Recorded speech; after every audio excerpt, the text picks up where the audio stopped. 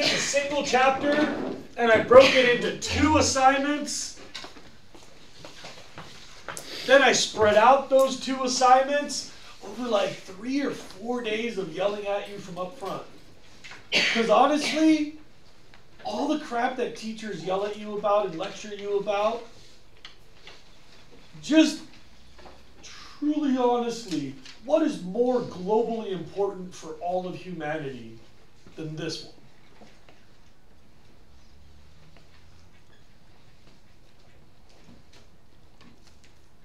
I mean, school's got a lot of important stuff. I'm not trying to diminish any of that. And my class has some other stuff that I think is also important. But this is the nuts and bolts of the climate conversation. On Wednesday, please, yes or no, did we do the 6 things driven by the equators uprising in different directions? Yeah. We did the 4 basic laws of atmospheric physics that are really straightforward as fluid dynamics. Yeah. We explained what happens inside of each of the single cells. Yeah. I told you there's not actually square or round, it's more like an almond. Did we spin the globe underneath those surface winds? Yes. Wicked. Then I must have already started talking about Milutin Milankovitch. I had stopped there. I'm sure I'll be repeating a few words, but not a lot. Remember that number 16 we just skipped over, but the source of the Earth's heat is ground.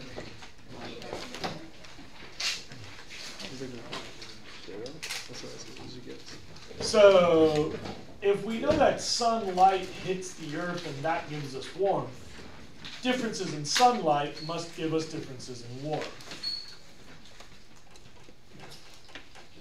You know this because in the car analogy, you park your car in the shade and it doesn't get as hot. So differences in sunlight intensity would give us differences in global temperature. There was this guy, 1940s, Serbian, Milutin Milankovitch, I think I already told you that. Super nerd, probably really bored. 30 or 40 years of making his own data set. I think I told you that too. He'd spend the entire night measuring the distances between celestial bodies. And he kept meticulous notes with like dozens or hundreds of significant figures.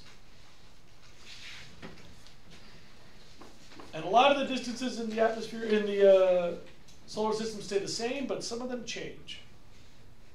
And he just couldn't figure out why stuff was changing. He would just sit there and rack his brain. He talks about weeks of no sleep where he would just look at his papers and break pencils.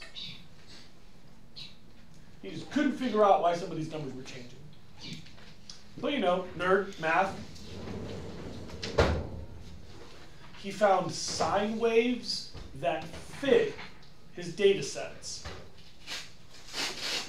He mapped the solar system, and all those differences that are changing means that this is changing, or this is changing, or that is changing. And he wrote a book about that. And he published that book in the 1940s, and pretty much the world forgot, because, you know, World War II in Serbia.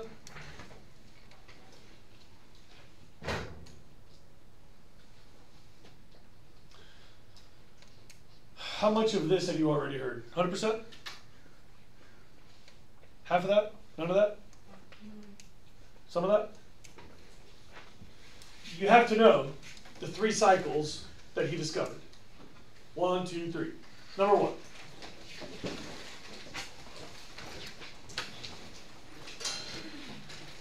He discovered that the Earth's orbit is eccentric. It changes shape. Earth's orbit changes shape. What's his name again? Huh? What's his name again? That. These are the cycles we discovered, right? Yeah. Oh, crap, crap, crap.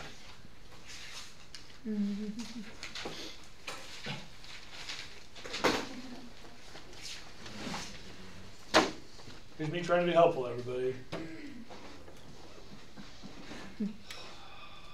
That. Milankovitch. Number, I think I have it written down somewhere, number 17. First cycle, the Earth's orbit changes shape. Like squeezing a hula hoop and releasing it, the Earth's orbit doesn't always have the same shape. Please look up, watch my hands. For 50,000 years in a row, it gets squeezed, and then for 50,000 years, it goes back to close to circular. It's not perfectly circular, but it changes shape every 100,000 years. So the planet gets hotter, hotter, hotter, hotter, hotter, hotter, then colder, colder, colder, colder, colder, colder, colder. And that's 100,000 years. And then it gets hotter, hotter, hotter, hotter, hotter, hotter, hotter, and then colder, colder, colder, that's another 100,000 years.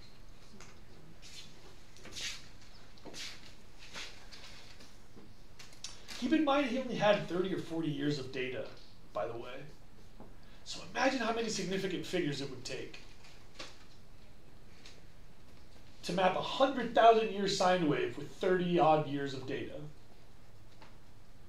I just get goosebumps at the nerd level right there.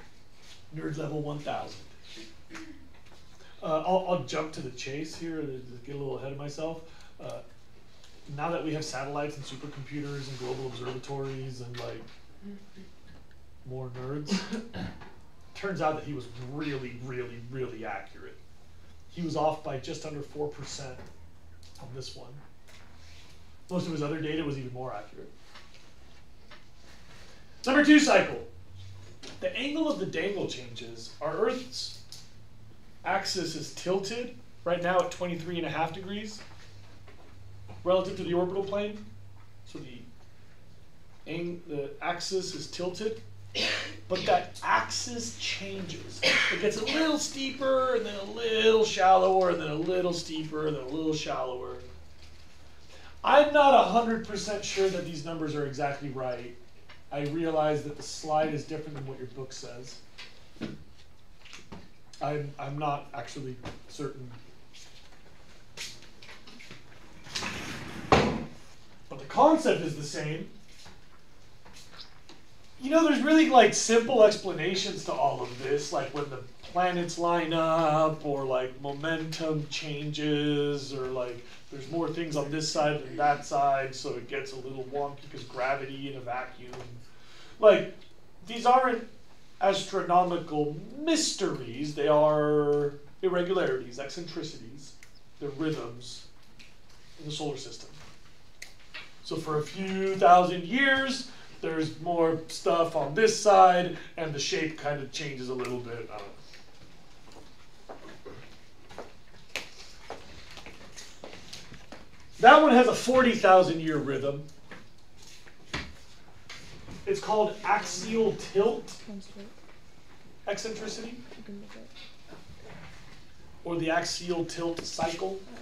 And there's a third one I told you about, this. That axis also wobbles. It points in a slightly different direction. Is that the third cycle? That's the third cycle. It's called axial wobble. There's a nerdy term for that. It's called precession, like recession with a P. But I don't know. I've never heard that word otherwise, so I can't really say anything about it. That has a 26,000 year cycle. He nailed that to less than 1% accuracy. Sorry, inaccuracy. More than 99% accurate. Just like sharp pencils and nerding out. I mean, like, that's pretty good math right there. Go nerd team. Yeah. The book said it was 10,000, not 26,000. Crap, maybe that's another one? Now I'm embarrassed. My notes say 26,000, but I told you we have a new version of the book. I'll have to look into that. I would stick with 26 though. I've done that for many, many years. Yeah, okay. They may be talking about another cycle that I don't know about. 25,772 years, Which one? according to Google. What is it? 25,772. Which is pretty close to 26, which is closer than 1%. That's the one.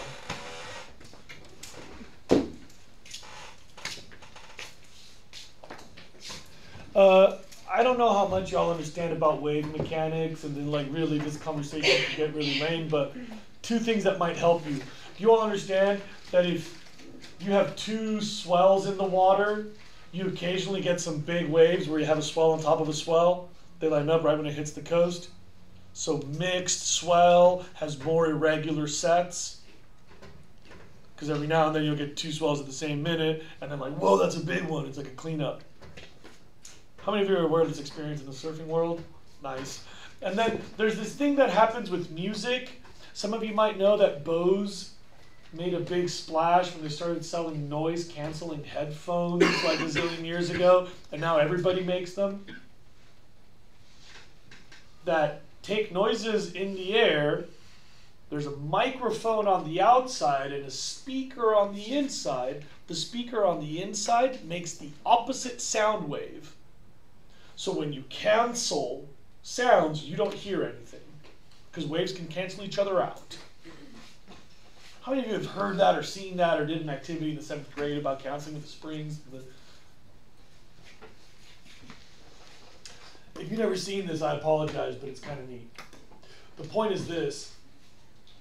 Homeboy overlapped all of these and said, if I'm right about my measurements of eccentricity, and it looks like I am, you would predict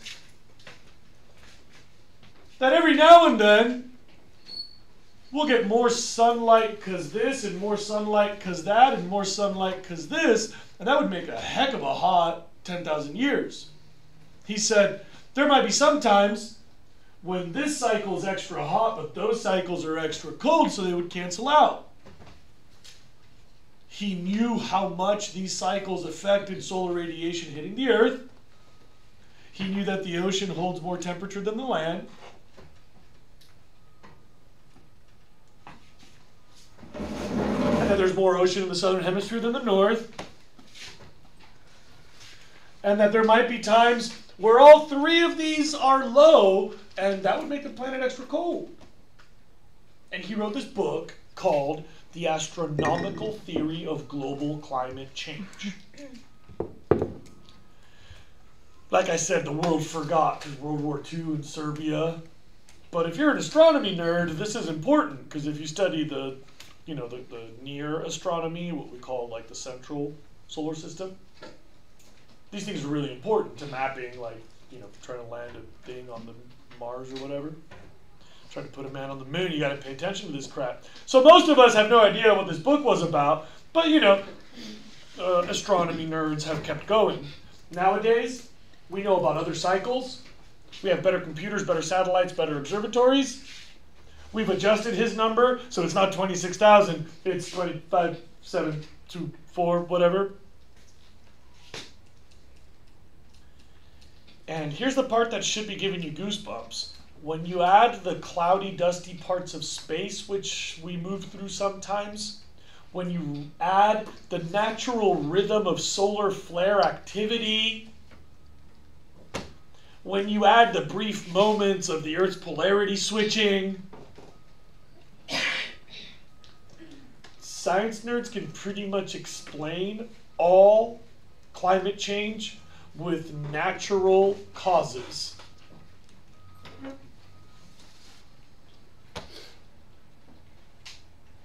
Except the present.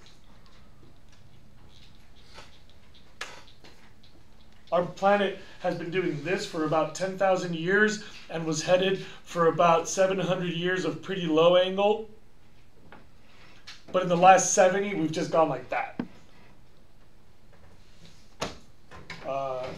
The answer to your grumpy grandpa is yes, climate does change naturally all the time. That's so clearly known that we can even predict where climate should be going, and we know that we're not.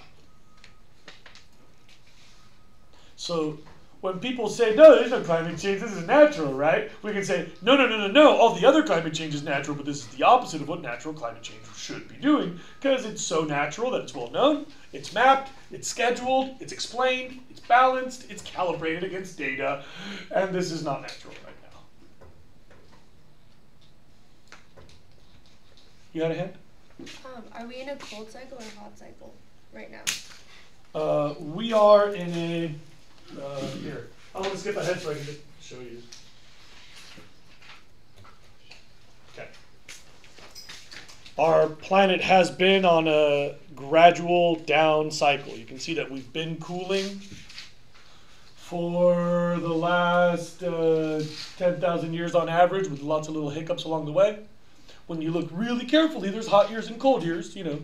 So when you pick up more detail, you can see that there's more variation than the averages. You see what I'm saying about the gray? Individual shot, you make it or you lose it, but a good game or a bad game, and a good season or a bad season, right? So annual, decadal, centurial temperature averages. We've been cooling for about 10,000, and we should have kept cooling for a lot longer. But the last 70, you can see that spike on the right, can't you? That's totally outside the range of what's natural, too. Our temperature has never changed that steeply. There is no place in our records of temperature or our projections of temperature going back like 50 million years that could hold that much temperature spike. Well, this is outdated by 5 years. It's gotten steeper in the last 5.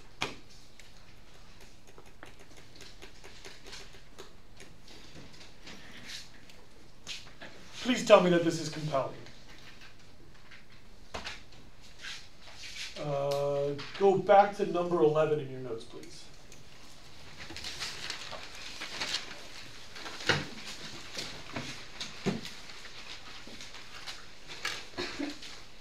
Oh, that says precession right there.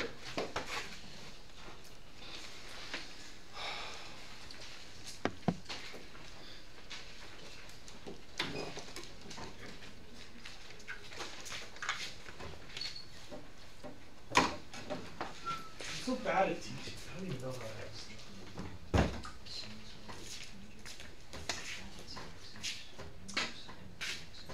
Have you noticed that I keep talking about how we know about temperature records, but do y'all know how long we've had thermometers? Like less than 300 years. So when you get in a debate with your grumpy grandpa at Thanksgiving, Grumpy Grandpa is going to drop the thermometer bomb. Well, you weren't there. How do you know? Grandpa, we have thermometers. Well, we've only had thermometers for 270 years, so how do you know that about what happened before then? I totally know, Grandpa. Check this out. Just so you know, both of my grandfathers were not climate deniers. It's not a generational thing. It's just another thing.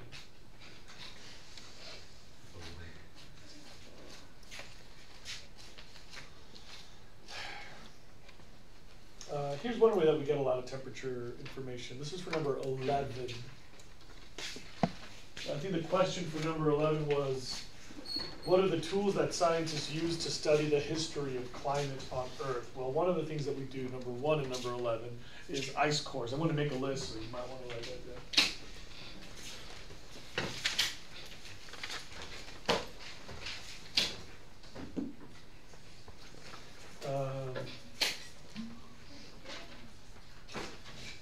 Ice cores is exactly what you think. It's just a core in the ice, you know, like the core of an apple. So you use a circular drill bit. It's like a sharpened pipe. You can see it right there. It makes one of these. When you look closely, it looks like that.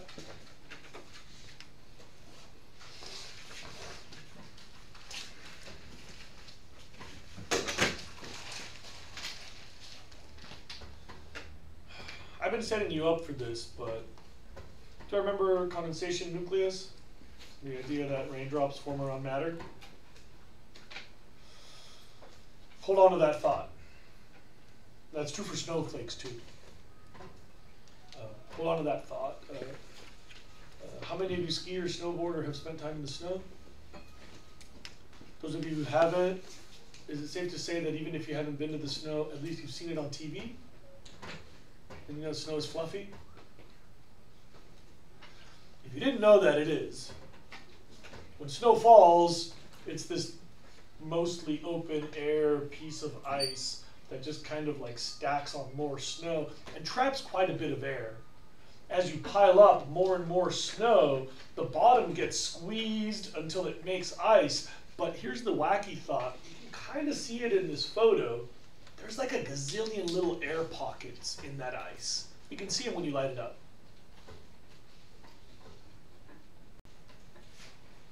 Check this out. You take that ice core and you put it through a deli slicer, you know, like bologna at the butcher shop. None of you know what I'm talking about because you don't go to butcher shops anymore. But it goes zing, zing, zing, zing, zing, and you slice into these little things. They're just like little perfect wafers of ice. You take that ice wafer, put it in a petri dish, and you suck out all the air, so now it's a vacuum. Special petri dish.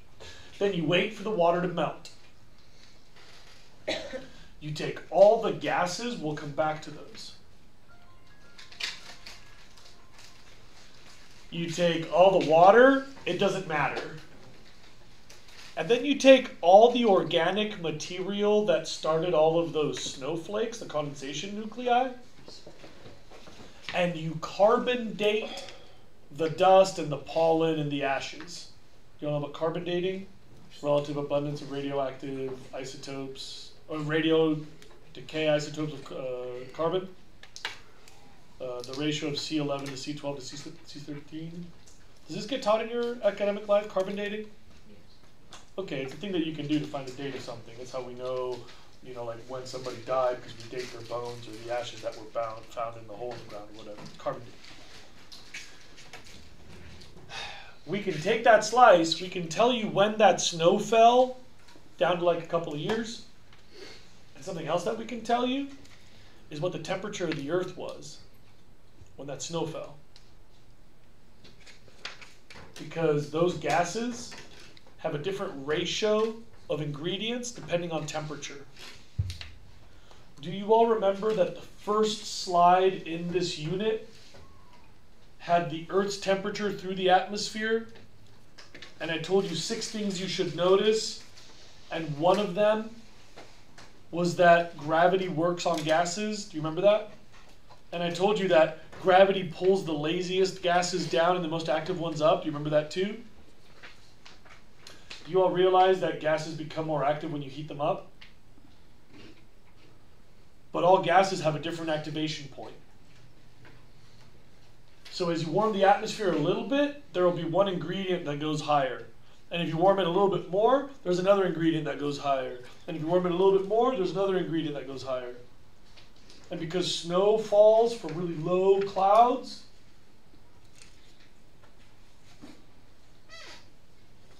the relative abundance of gases in those air bubbles tells you the temperature when that snow fell. And we already know that when you line up thermometers from all these parts of the world, the global average was, give that number. So we've got ice cores in Greenland, Iceland, the tundra, the North Pole, the South Pole, New Zealand, all over the Andes, the Rockies, the Sierra, Alaska, Siberia, the Himalaya. There's probably some other stuff that I don't really know about. And you can just take all these ice cores and like temperature goes up, temperature goes down. When Greenland is this much hotter than the South Pole, the global average is this, and whammo. Check this out. For about 900,000 years, we're pushing 1 million years now, I can give you 1.01 degree, give or take, accuracy for every decade of global temperature. You should know there's some years that are missing. Because you understand that when the planet warms up, the snow will melt, and so there's data that's lost when the snow melts. Does that make sense to everybody? You accumulate air pockets, and then you lose some, and then you accumulate, and then you lose some, right? So the really hot periods eat up a lot of history. So there's breaks in this data set, but it's got a lot of detail where we have the data. There was a hand somewhere? Yeah. Wouldn't that only give you the temperatures, the averages of the places that are really cold? It does, but those are indicators of the other averages. Like, I could probably tell you how much Kobe Bryant was scoring if I knew how many minutes he was playing, what his oxygen usage was, what his caloric uptake was. They're related to the global average. Is there a way to gauge temperature that in places that don't have ice? Only by its relationship to the places that do. Right? And we do have 300 years of thermometers with a whole lot of decimal places and really careful records. So we can say that when the global average goes up by 1 degree, Greenland goes up by 7/10 of a degree. And thus, if we can see in Greenland that it changed by 7/10, we can say the global average went up by 1. Right? The relationship between the ones that have ice and the ones that don't. Yeah? How long have we been doing this for? I have no idea. I know that there's a field station that does this full time with a big team of scientists. My homie Joe studies this for one type of gas. So like he does isotopes of oxygen only in a period like 10 to 16,000 years ago in like 4 different test sites. That was his PhD. He finished now. He lives in Utah and climbs a lot. Different people will do a data set, another data set, you put them all together and you get a graph, and those graphs give you a lot of detail when you add them all together.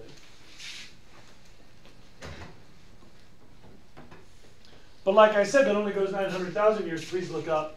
We can get a lot further than that. If you want to know the nerd term for this other idea, you could try to write this down. It's called limnopaleobotany.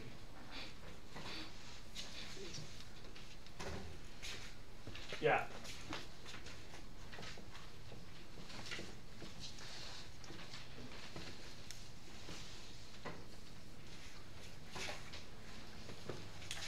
The history of plant life measured in lakes.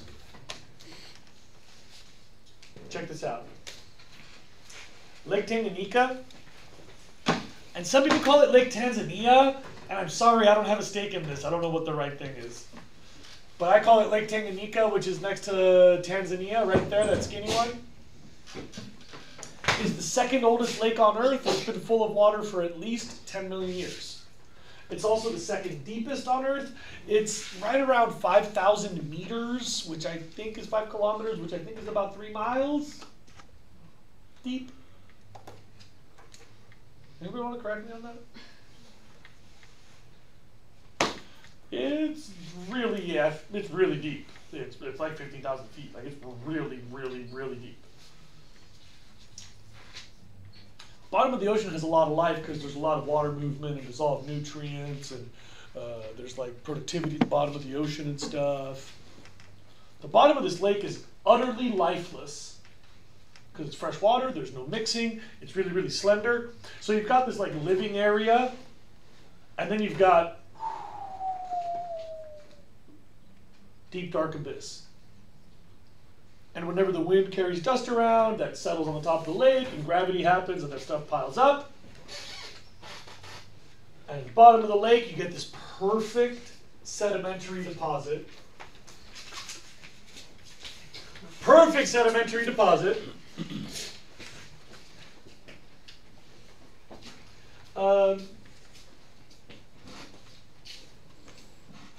Which is mined using like old decommissioned oil rigs that have giant drill bits that are like 3 miles long.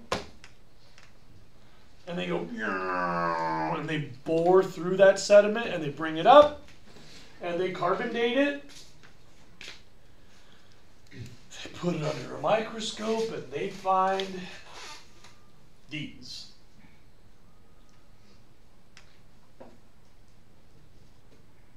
Anybody want to take a stab at this? What could that be? Yeah. Bacteria?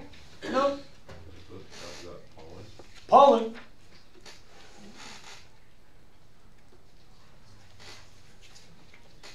And something wacky about pollen, each species has unique pollen so that you don't pollinate the wrong thing or get pollinated by the wrong species, you know?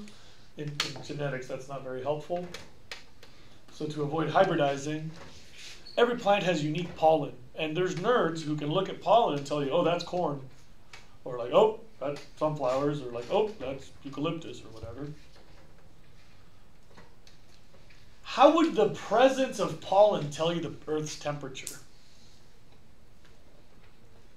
The types of plants that could survive at The types of, but don't plants have like a really big survival range? yes. Don't they only like put their pollen out in like in the warm spring conditions, kind of? But even then, isn't that like a pretty broad range? Like I got sunflowers I can grow here every year, even if the temperature goes up or down. Sunflowers do fine here. Anybody know? Amount of pollen depends on temperature. Kind of, but we're still talking too much variation. Anybody know how we could narrow this? I wrote it for you on the board. Look up. Each plant must have a temperature range, but when you overlap those plants, you narrow the range. Does that make sense to everybody? If I've got sunflowers and eucalyptus and corn and, I don't know, more plants. It's like, well, that must be the only temperature range where all these species could survive. That narrows it quite a bit. And if you balance this against all the different lakes on the planet, well, people who add up this data can give us about 1/10 of a degree Celsius average temperature per century, going back right now about 7 to 10 million years, but that number could go really far. We're with less accuracy, we can go almost 50 million. But it gets a lot fuzzier the further you go. Then check this out. Look back here. There's a really cool website. There was a time when our government cared about climate. And so they funded this really amazing project, the ANDRIL project, which is the Antarctica drilling. And they drill through Antarctica to the sea bottom, and they measure a whole bunch of stuff. They measure geology records, like what you find fossilized. They measure shell beds to measure the rate of growth of different snails and stuff. They measure the density of bivalve calcium carbonate to measure the acidity, which is related to CO2 records. I don't know, man. I'm not real smart. I haven't spent a lot of time there.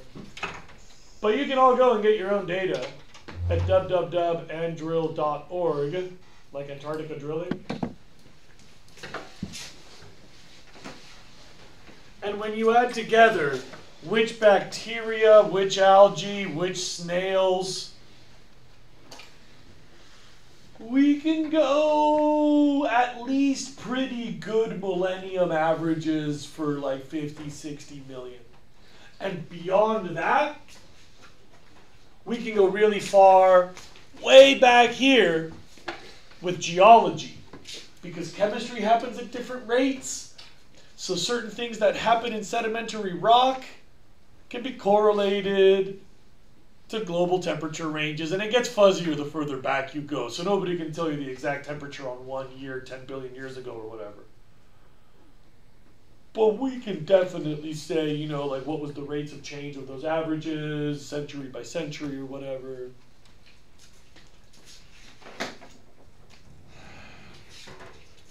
And we know that climate does change naturally.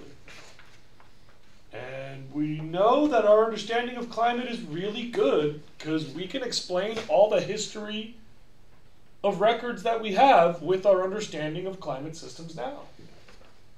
That stuff about Milankovitch and solar forcing and the dust in space, it pretty much lines up with the temperature records going really far. Like really, really far. You know what's crazy? There's these blips that don't make sense. It's like, wait a minute. It looks here like 90 million years ago, our planet should have been hot and it got really cold. We can't explain that.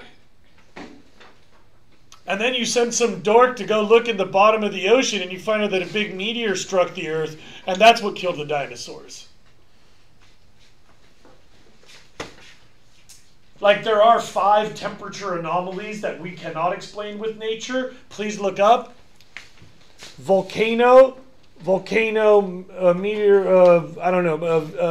strike, volcano, meteor, something like that. It's either volcanoes or meteors for the ones that we can't explain. And you find proof of those in geology. Because, you know, they make different dust that becomes sediment, that becomes sedimentary rock. Okay, check.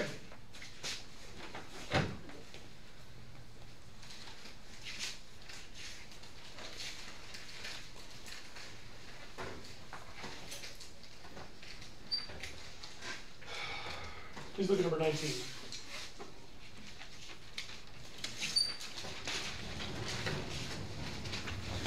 There is just no natural way to explain that. You know what's wacky? You can contribute to the global thermometer. It's a public project where you can send your data and see what all the other data is, so you can see how simple it is to be a part of this trend. You just put up a thermometer that you buy on Amazon. I think it costs 79 bucks.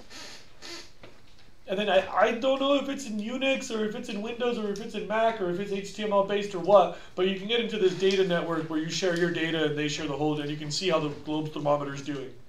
And you can pretty much just, whenever you want to start, you just pick a place where you live and you can just put up the thermometer and you can become part of this huge thermometer and you can be a part of the data.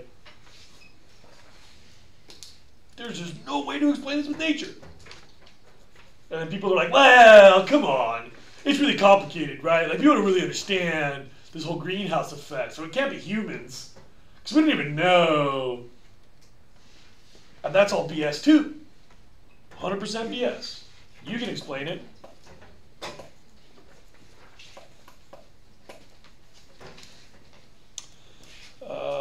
Just like...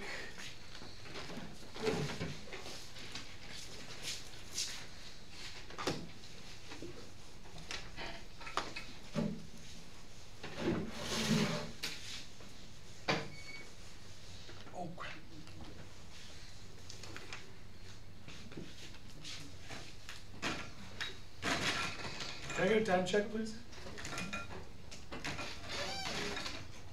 Time check, please. Thank you.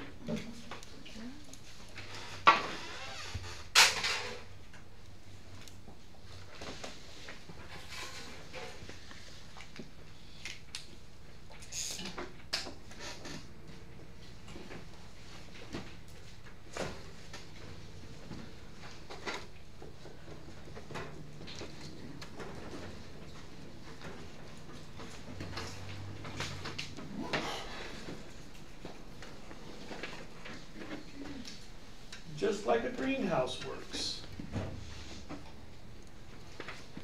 Sunlight goes through the glass.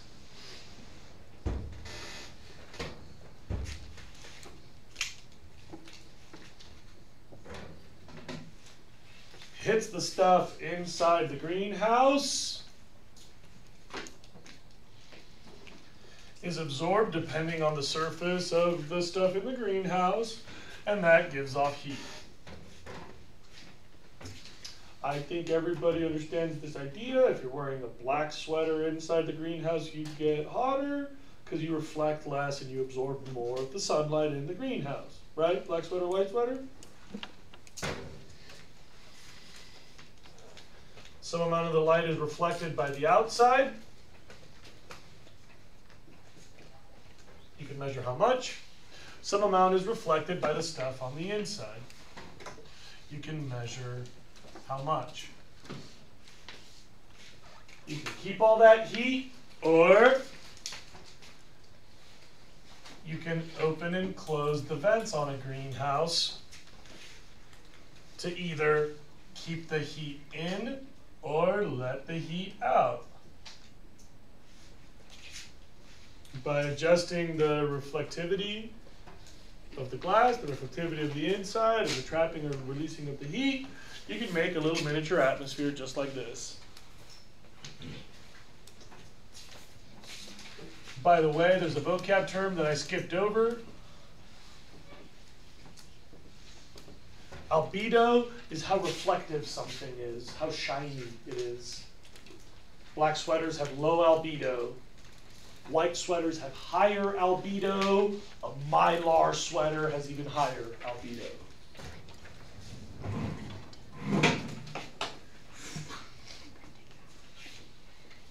We'll talk about the gases in a minute, but I'd like to skip around if that's okay.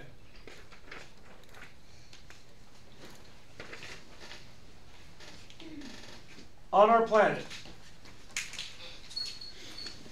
we can tell how much radiation is absorbed in the atmosphere, reflected by the atmosphere, absorbed on the surface, how much heat goes out to space, and how much heat is reflected back.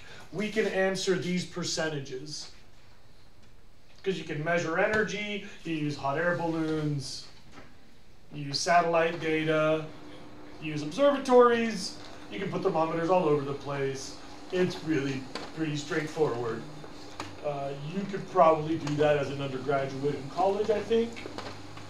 If you had enough money, you could probably just do this as a little science fair project while you're still in high school.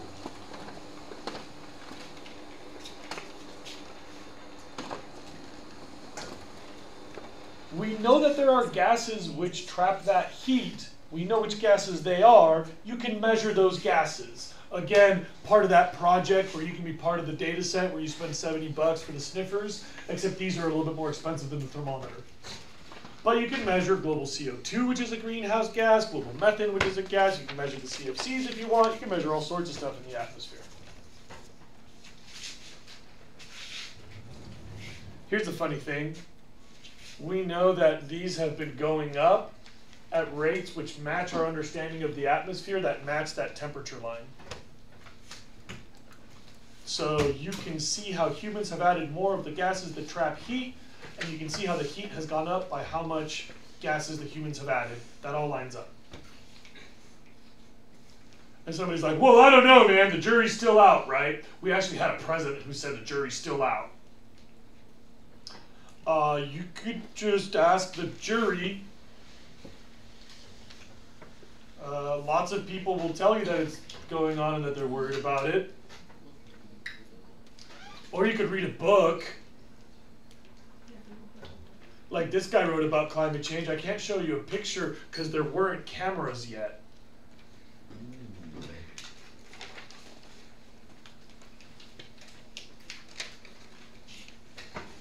He saw how differences in gases would affect differences in global temperature.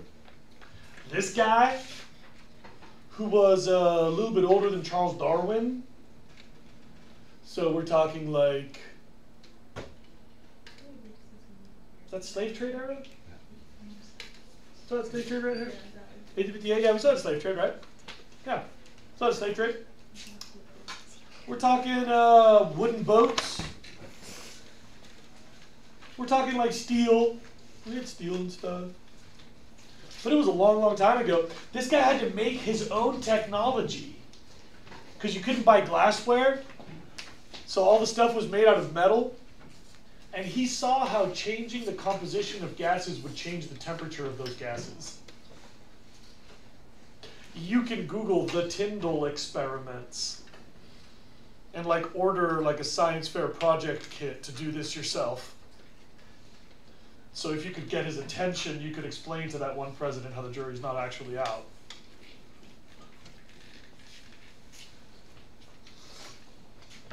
Some guy wrote an article in the New York Times that's like, you know, I'm pretty sure that the fossil fuels thing is going to change our weather. We should be careful. And while the rest of the planet was like, he got funding and set up an observatory where he could measure CO2 levels in the atmosphere, because Hawaii has access to a really clean part of the atmosphere because of this. He doesn't really get a lot of noise Hawaii's like right there. So he really does measure the global average of CO2. That's like, he has really good access to that. That's not what Okay, fine, here. Is that where it is?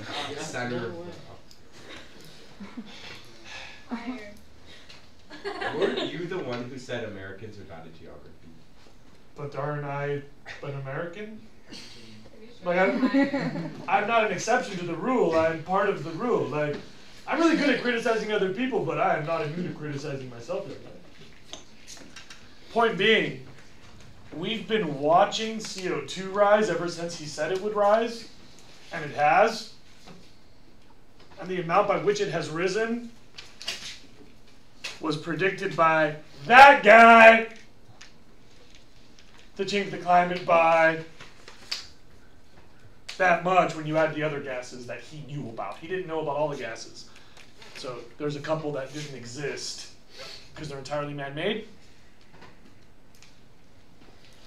But look at how straightforward all of this is. I'm sorry to get so worked up. I really like science. And I'm like not really smart or anything, and like science lets you be really dumb and still understand what's going on. Like you can learn this. And I'm like, come on man, why don't you just learn all this? Because then you could like do stuff that's smart and like good for people. If you're like, nah, I'd rather be dumb. But come on bro, like it's right there, just pick it up. You can save lives, man, just pick that thing up. Like, nah. Yeah. I've heard people say that like a volcanic eruption puts like more CO2 in the atmosphere than like humans do over 100 years. Like, what do you think about that? Well, it depends on the size of the volcano. Those aren't very common. But Also, CO2 is not the majority. There's not the only thing that adds to climate change. Also, those blips happen. And so humans adding CO2 at a moment is not the problem. it's just over time. Imagine if you had a volcanic eruption that was kind of a small volcano that hasn't stopped in 70 years. And imagine if you knew that that volcano is giving off more gas every single year. And in addition to that, ongoing mega volcano that keeps rolling for 70 years of eruption, that we have other volcanoes that give off other gases that are also, let me remind you, all going up. Right? So at a moment's blip, yeah, that's true. And as a matter of fact, a really big volcano can add up to like 100 years of human emissions. But if that's all we had to worry about, it would still not be the end of the world. We're talking about a lot of constant running mega many volcanoes, all of which keep spewing more. Plus you can't stop the frickin' volcano, so sometimes bad things are gonna happen that you can't avoid, which is all the more reason to avoid the ones that you can.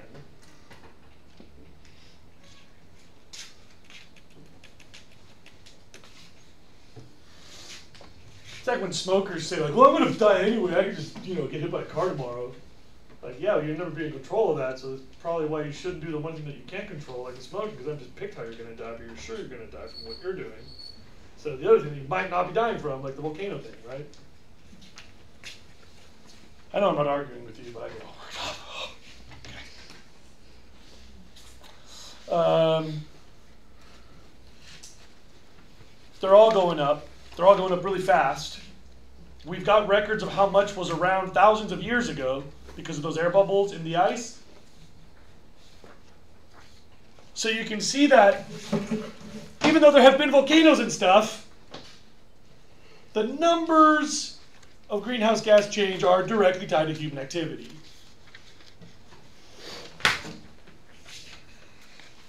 And they match perfectly the time frame of global temperature, and you can measure global temperature differently, like the average per continent, or the average for ocean, and the average for land, or the average for the atmosphere. And check out this graph. It is so beautiful. Please look up for just a moment. I'm almost out of time, but this is like a really good way to end today. That pink is our explanation of climate with nature plus humans acting there. The light blue is all of our models of climate minus human action. And the black line is the temperature record. Which is the good explanation?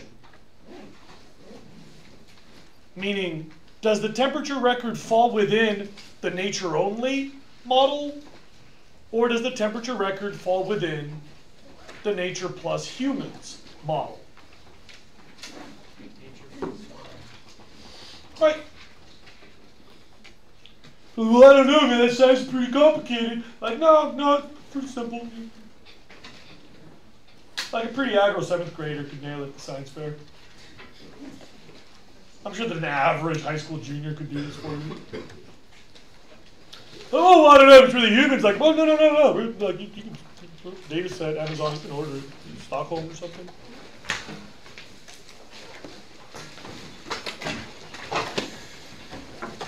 I'll keep going. I got so much data. Look at all this data I got. Woo, so much data. Data. I'll see you guys later.